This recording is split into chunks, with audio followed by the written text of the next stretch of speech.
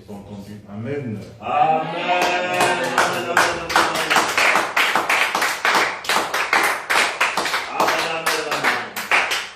Nous bénissons le Seigneur qui permet que nous puissions encore nous retrouver dans ces temps. Merci Seigneur. Nous rendons grâce à Dieu. Alors, comme nous avons l'habitude de le faire depuis ces derniers temps, nous allons passer un petit moment d'exhortation avant de passer à la louange, l'adoration et ainsi à la parole du Seigneur que le Seigneur a donné à son serviteur qui va nous donner aujourd'hui. Alors, aujourd'hui, dimanche dernier, nous avons parlé sur la repentance. Par la grâce de Dieu, nous allons revenir dessus dans les jours à venir. Aujourd'hui, le Seigneur m'a mis à cœur de parler sur la promesse. Amen. Alors, nous allons prendre la parole du Seigneur dans le livre de 2 Pierre, chapitre 3, au verset 9.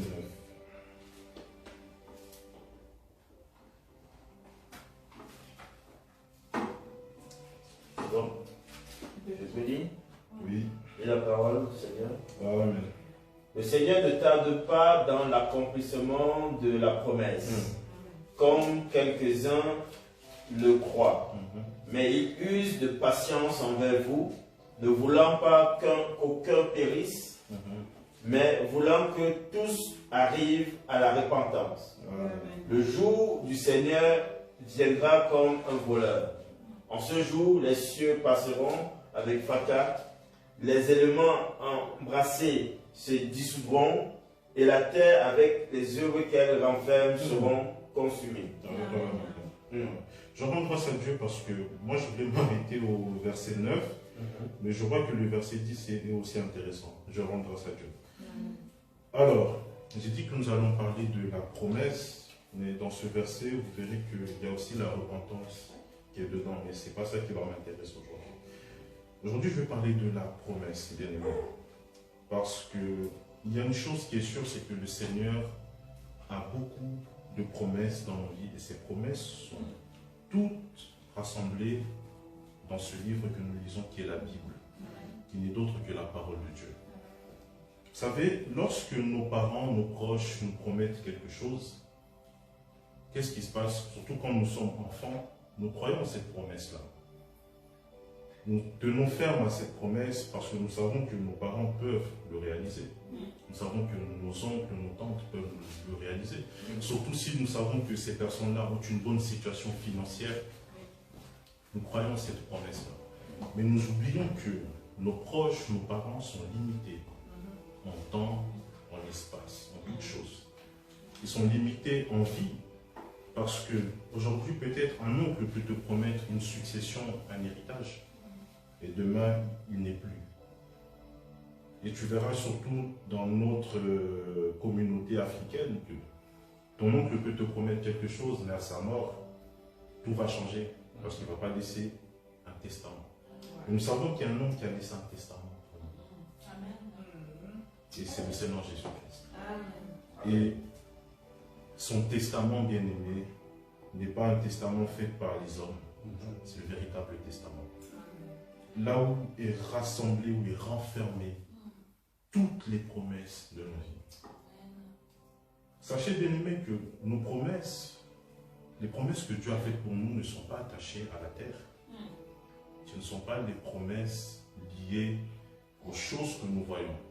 Parce que souvent, il y a très longtemps maintenant que une culture de la Bible s'est installée, mais qui est une fausse culture de la Bible, qui nous pousse à croire aux choses de la terre, qui nous pousse à désirer les choses de la terre.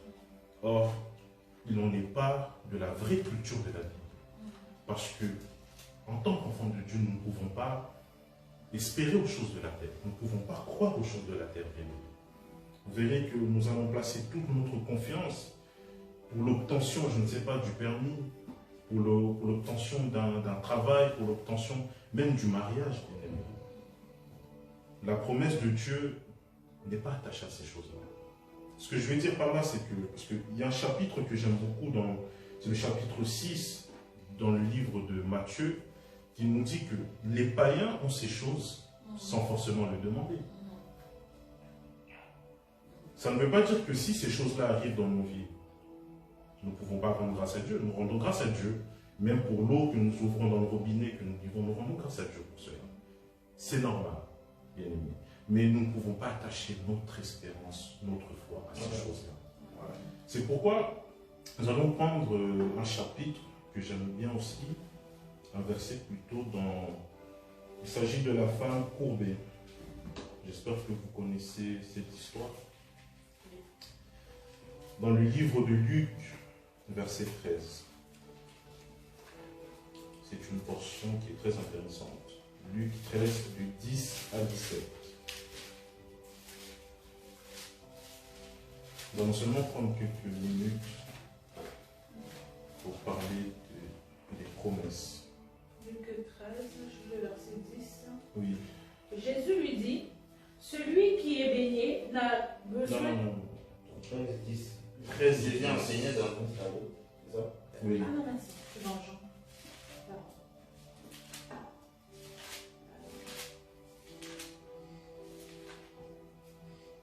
Luc 13, 10. Jésus enseignait dans une synagogue le jour du sabbat. Et voici, il y avait là une femme possédée de l'esprit qui la rendait infirme depuis 18 ans. Elle était courbée et ne pouvait pas du tout se redresser. Lorsqu'il la vit, Jésus lui adressa la parole et lui dit, « Femme, tu es délivrée de ton infirmité. » Et il lui imposa les mains. À l'instant, elle se redressa et glorifia Dieu. Mais le chef de la synagogue, indigné de ce que Jésus avait opéré, cette guérison, un jour de sabbat, dit à la foule, « Il y a 6 jours pour travailler, venez donc vous faire guérir ces jours-là, et non pas le jour du sabbat. » Hypocrite, lui répondit le Seigneur, « Est-ce que chacun de vous, le jour du sabbat, ne détache pas de la crèche son bœuf ou son âne pour le mener boire? Et cette femme qui est une fille d'Abraham, et que Satan tenait liée depuis 18 ans, ne fallait-il pas la délivrer de cette chaîne le jour du sabbat? » Tandis qu'il parlait ainsi, tous ses adversaires étaient confondus, et la foule se réjouissait de toutes les choses glorieuses qu'il faisait. Parole du Seigneur. Amen. Et cette histoire est très importante, surtout pour cette femme qui avait le dos courbé. Pour le dire ainsi, en fait, la femme qui avait le dos courbé, elle avait ses espérances et ses promesses liées à la terre. Ça veut dire qu'elle marchait comme ça. Elle voyait que tout ce qui était autour d'elle. Elle voyait sa petite vie, je ne sais pas. Elle voyait son CDI, son petit travail, sa petite famille. Elle voyait tout ce qui était lié à la terre. Mais la chose qui était importante, c'est que le Seigneur devait la redresser pour qu'elle puisse voir et placer sa confiance en l'Éternel et qu'elle puisse surtout regarder vers la montagne d'où nous viendra le secours. Nous savons que le secours vient de l'Éternel qui a créé les choses et la terre. Parce que notre promesse, bien-aimée, n'est pas liée aux choses de la terre. Mais notre promesse est liée aux choses d'en haut, là où le Seigneur est assis dans sa gloire. Amen. Nous ne pouvons pas nous attarder à nous attacher, bien-aimés, à toutes ces promesses de ce monde. Or, nous savons que celui qui fait la promesse, il est fidèle. Il ne tarde pas à l'accomplissement de sa parole. J'ai bien aimé ce que le serviteur a lu tout à l'heure dans le verset 10 qui disait que la terre passera, bien aimé. Toute cette terre sera engloutie. Il y aura le feu sur cette terre, bien aimé. Tout passera. Mais les promesses de Dieu ne passeront jamais. C'est pourquoi nous ne pouvons jamais nous attacher à la terre, bien aimé. Parce que tout cela sera détruit, bien aimé. Plaçons notre confiance en l'Éternel, parce que ses promesses se réaliseront tôt ou tard dans nos vies. Je sais que le Seigneur t'a parlé, peut-être dans la bouche d'un prophète. Il a sorti une prophétie. Et maintenant, au moment de l'accomplissement, tu vas voir le prophète, tu lui dis, mais prophète, je ne vois pas l'accomplissement. Qu'est-ce qu'il va dire? Non, ma soeur, mon frère, c'est parce que tu as péché. C'est pour ça que tu n'as pas eu l'accomplissement. Laisse-moi te dire que cela est faux. Parce que lorsque la parole de Dieu sort, elle ne retourne jamais sans accomplir la promesse de Dieu, sans accomplir les desseins de Dieu dans ta vie. Parce que lorsque le Seigneur te dit une chose, il va disposer même tes ennemis pour l'accomplissement de cette promesse-là. Alors tiens ferme à la promesse, tiens ferme à cette parole que Dieu t'a donnée. Parce que si tu es dans le péché, parce que moi j'aime bien dire que, surtout il y a un serviteur qui l'avait dit, c'était très intéressant, que la promesse de Dieu doit nous trouver dans un état déplorable. Pour que lorsque viendra l'accomplissement, les hommes voient la différence maintenant. Ça ne veut pas dire que tu dois te plaire dans ton état déplorable. Non. Mais la parole de Dieu doit nous trouver dans un état contraire pour que lors de l'accomplissement, que ce soit le contraire qui se manifeste. La parole de Dieu est certaine, bien-aimés. Pour terminer, j'aimerais parler d'une promesse qui a été dite par un prophète, c'est le prophète Ésaïe. Il a dit une promesse, et c'est cette promesse qui fait que nous soyons là aujourd'hui. Sachez que c'est une grande promesse, une grande prophétie. Il a dit qu'une vierge tombera enceinte. Par la puissance du Saint-Esprit, elle affrontera un enfant, on lui donnera le nom d'Emmanuel. Dieu parmi les hommes, celui qui vient sauver son peuple. Et cette parole s'est accomplie ou non? Oui. Parce qu'il parlait du Seigneur Jésus-Christ. Plus de 600 ans après, une femme au nom de Marie, qui n'avait point connu d'homme, est tombée enceinte par la vertu du Saint-Esprit et a enfanté un enfant auquel on a donné le nom de Jésus, Emmanuel, Dieu, parmi son peuple, bien-aimé. Là, je raccourcis un peu l'histoire, parce qu'avant la naissance de Jésus, parce que la parole disait que Jésus devait naître à Bethléem. Mais sauf que Marie et Joseph ne se trouvaient pas à Bethléem. Bizarre.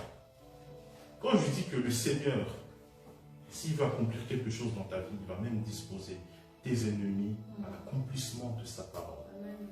En ce temps-là, Dieu a parlé à Hérode, qui a, comme par hasard, lancé un recensement. Chacun devait aller se recenser dans sa ville d'origine. C'est ainsi que Marie et Joseph ont pris la route vers Bethléem. Et c'est là que nous connaissons le reste de l'histoire.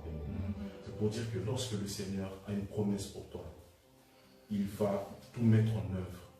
Il disposera tes ennemis. Il les mettra comme ton marchepied pour que tu rentres dans l'accomplissement de la promesse de Dieu dans ta vie. Nous bénissons le Seigneur. Alors cette semaine, le thème est la promesse de Dieu dans ta vie. Tu vas t'attacher à cela. Tu vas dire, Seigneur, je vais placer en toi toute ma confiance dans l'attente de tes promesses. Car une chose est certaine, c'est que les promesses de Dieu se réaliseront dans ta vie. Car les promesses que Dieu a promis à Abraham, qui ont eu leur accomplissement dans le Seigneur Jésus-Christ, que cela soit notre partage toute cette semaine et tout au long de notre vie, au nom du Seigneur Jésus-Christ. Bien-aimé, tu vas dire merci au Seigneur pour ces quelques temps que nous avons passés dans l'exhortation. Tu vas lui recommander tout ce que nous allons faire, la louange et l'adoration ainsi que la parole. Je vais recommander cela entre les belles saintes mains du Seigneur. Prions au nom du Seigneur Jésus-Christ. Dieu de grâce, merci pour ces quelques temps que tu nous as permis de passer dans l'exhortation éternelle Dieu. Laisse que éternel Dieu Père, ta parole touche ton peuple.